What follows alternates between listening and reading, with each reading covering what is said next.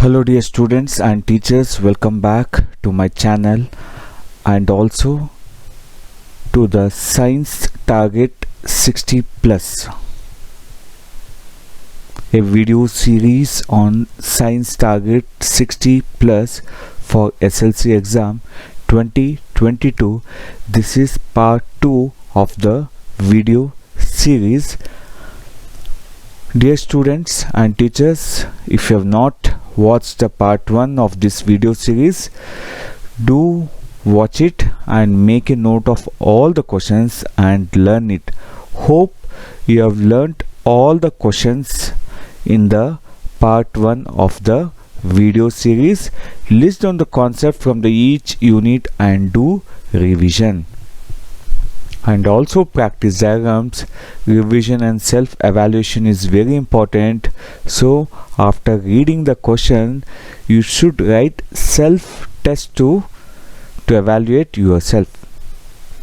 So I'll be completing maximum concepts before the preparatory exam, which will be starting on 21st February. So put your sincere effort. Do practice all the questions, attempt the preparatory exam, that is SSLC board preparatory exams as your board exams, and learn the mistakes from it. Now in last part, that is in part 1, we have learnt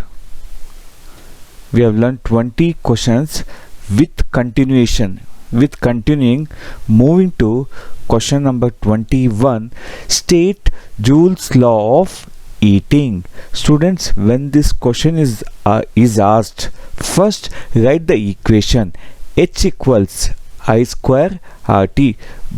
By equation itself you can write the statements. H equals I square RT. What is H? The heat produced in a resistor or the conductor is directly proportional to, you can see here,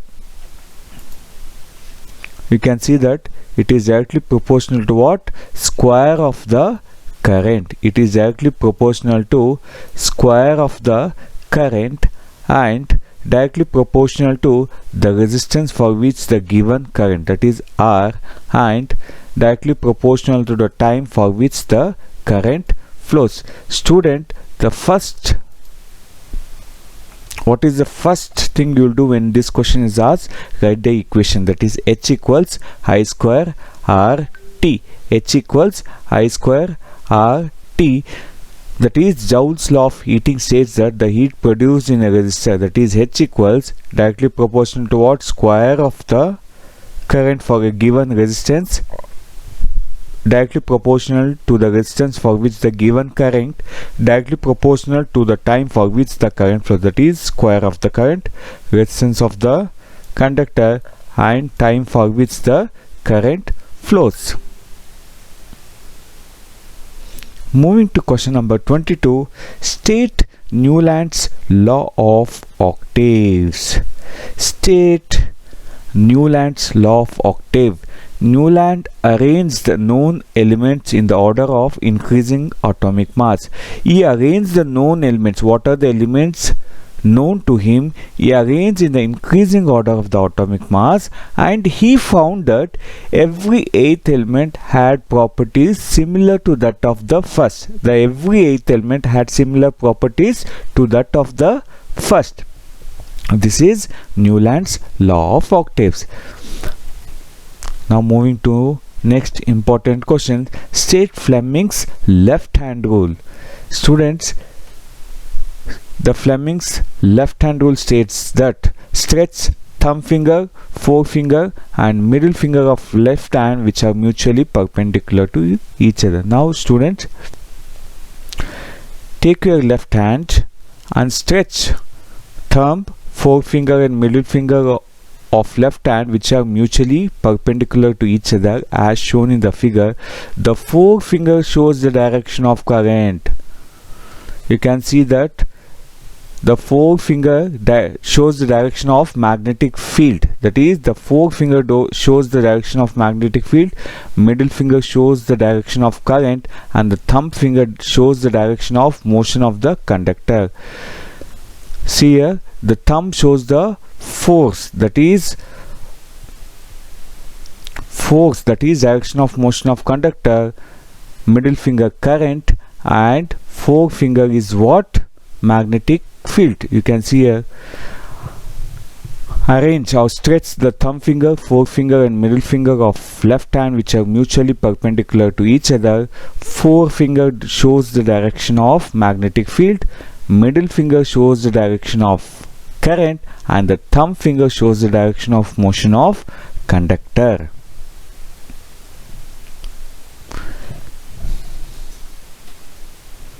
There are easy ways to remember this Fleming's left hand rule.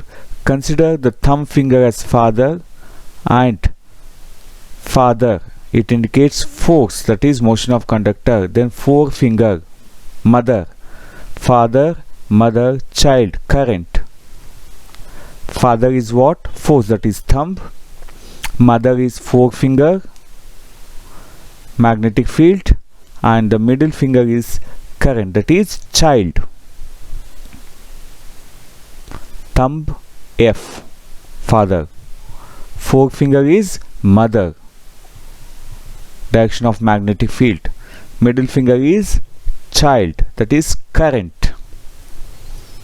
Moving to next question, write the properties of ionic compounds. Very important question. The properties of ionic compounds are: ionic compound consists of ions.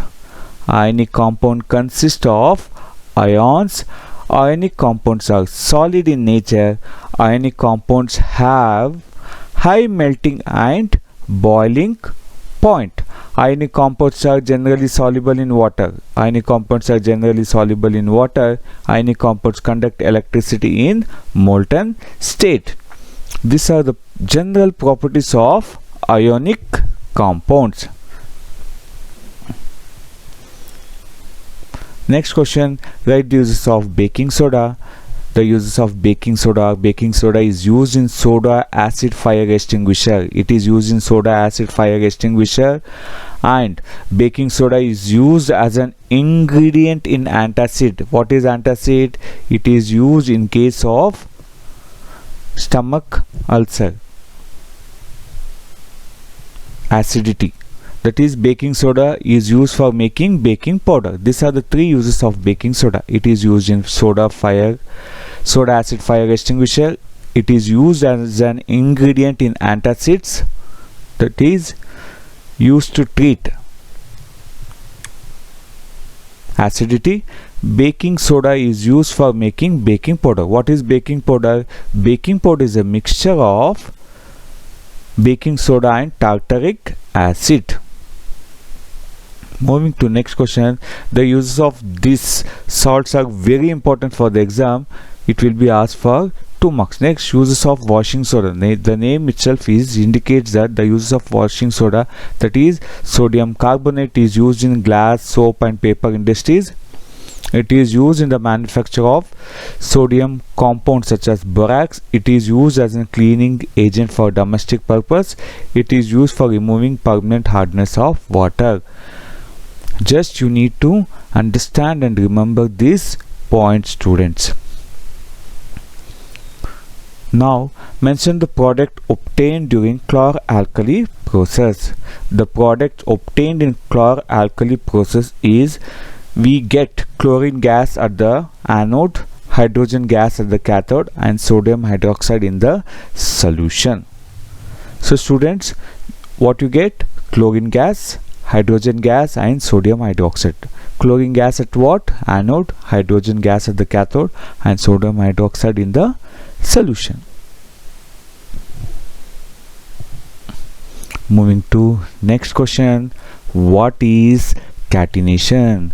Students, Carbon has a unique or special property to form bond with other atoms of carbon itself, giving rise to large number of molecules. This unique property of carbon is called as catenation. How you define catenation? Carbon, the element carbon has a unique property. What is a unique property? To form bond with other atoms of carbon. The self-linking property, or you can say that the self-linking property of carbon, giving us to what? Large molecules. This property is known as what? Catenation. Students, I'll be posting maximum questions before the preparatory exams. Don't forget to subscribe the channel to get all the notifications. Whenever I'm free, I'm making myself free to prepare all these questions for your exam in my busy schedule. So make use of all these questions. Draw a neat label diagram of electric motor. This is a 3D diagram. You can draw 2D diagram also. So diagrams you need to practice, you need to draw it very neatly, and labeling the parts is also very important to get out in the diagram itself. You will get 16 marks for diagrams. So do practice all the diagrams. Do practice. The first step is practice all the diagrams. Moving to next question, question number 29. State laws of reflection. State laws of refraction. There are two laws of refraction.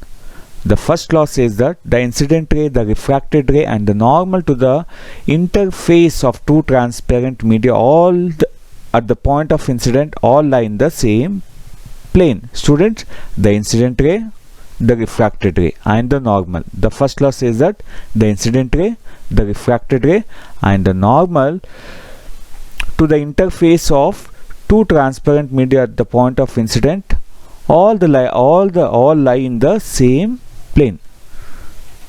Incident ray, refracted ray, and the normal at the point of incident of two transparent media all lie in the what? Same plane.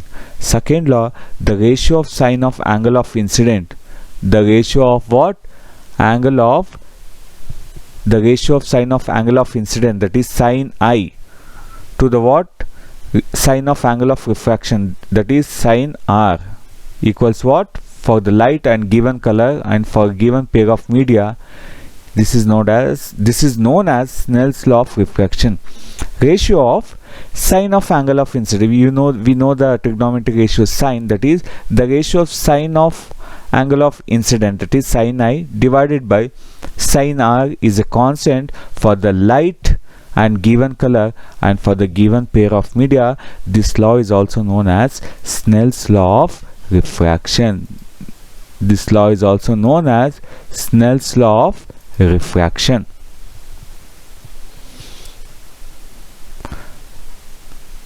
Another important question: why sodium kept immersed in kerosene oil? The element sodium is kept inside the kerosene oil because sodium is very reactive. If you look at the reactivity series, sodium is highly reactive metal. Hence, if it is exposed to air, so it is exposed, not opposed.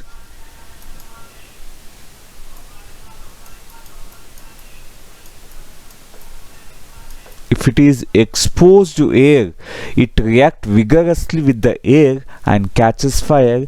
Hence, sodium kept immersed in kerosene oil. Why sodium is kept in kerosene oil? Because sodium is very reactive. If it is exposed to air, it reacts vigorously with the air and catches fire. To prevent accidental fire, what we do? We keep sodium inside the kerosene oil. Very important question next. How does overloading and short circuit occur in an electric circuit? Explain what is the function of fuse during this situation. You should understand the concept of overloading and short circuit. Students, you would have seen in the socket there'll be one live wire and one neutral wire. When they come in contact, direct contact, this situation is called as overloading. What is overloading? Overloading occurs when live wire comes in direct contact with the neutral wire. Overloading occurs, when does it occurs? When the insulation of wires is damaged, or there is a fault in the appliance, or when many electrical appliances are connected to one circuit simultaneously. During this situation, what happens? Overloading occurs. What is overloading? When there is direct contact of live wire and the neutral wire. During overloading, in this situation, the current in the circuit increases abruptly. The current in the circuit increases abruptly and short circuit occurs. When there is increase in the current abruptly, when there is heavy increase, sudden increase of current in the circuit, this condition is known as what? Short circuit. Overloading is what? When neutral wire and live wire come in direct contact. During this condition, the current in the circuit increases suddenly or abruptly. This is called as short circuit. What is the function of fuse? Fuse is an electrical safety device that is made of alloys such as tin and has high resistance. Fuse has high resistance but low melting point. When excess current flows during overloading and short circuit, the fuse wire melts and breaks the circuit and protects the devices from the damage. Student, fuse is an what? Electrical safety device. What it is made up of? It is made up of alloys. What is the property of it? It has high resistance and low melting point. When there is excess current, during overloading or short circuit, the fuse wire, because it has low melting point, the fuse wire will melt and it will break the circuit and it will protect the devices from damage. What is fuse? Fuse is an electrical safety device that made up of alloy. Properties of fuse are it has high resistance but low melting point. Because of the low melting point, when the current flows through it, when excess current flows through it, what happens? It will melt. If it melts, it will break the circuit. It will stop the current to flow further, hence it protects the circuit. Very important diagram. Electrolysis of water. Do practice this diagram. Hopefully after reading all this, you will be able to write the self-test, revising the board paper and preparatory papers and practice papers. Concepts are very important. Student, more importantly, 4 mark, 3 mark questions. I'll explain each and every question individually, like dihybrid cause, monohybrid cause, Mendel's experiment, electron dot structure, catenation property, then tetravalency, and writing the structure of carbon compound. These are very important concepts. I'll explain each and every concept individually, not in this passing package series, but it is a part of science target 60+. Very important 4 mark diagram. Draw the diagram showing structure of human brain. Structure of human brain and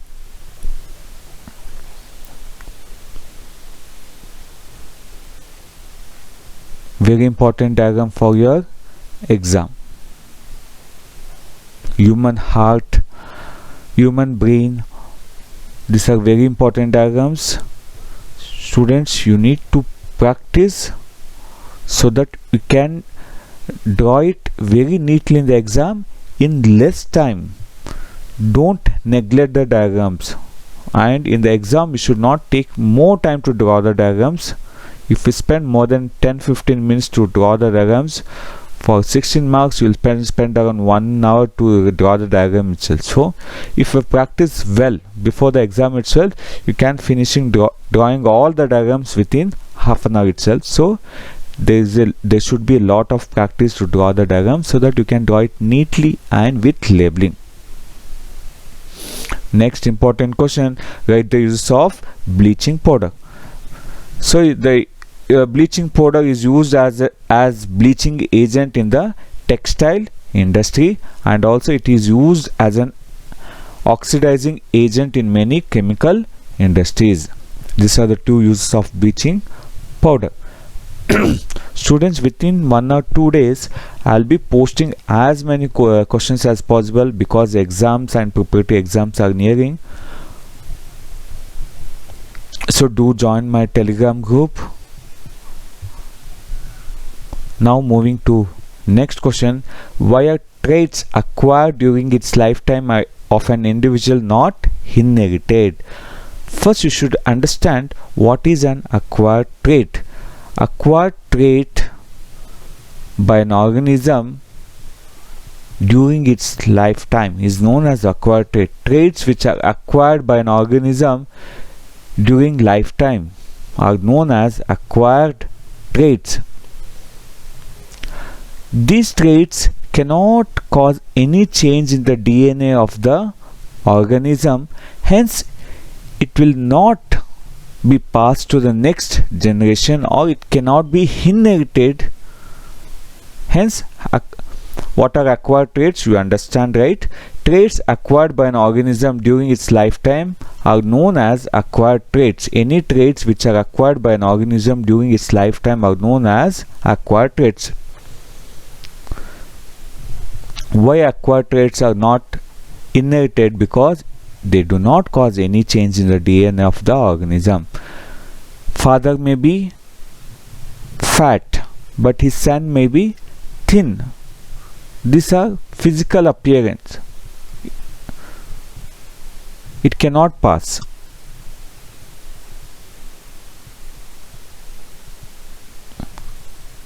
If father has learned to swim, it is a trait he has learnt during his lifetime, but son cannot swim. This swimming character cannot be transferred to his son. So these are examples for acquired traits. What are acquired traits? Acquired traits are the traits which are acquired by an organism during its lifetime are known as acquired traits.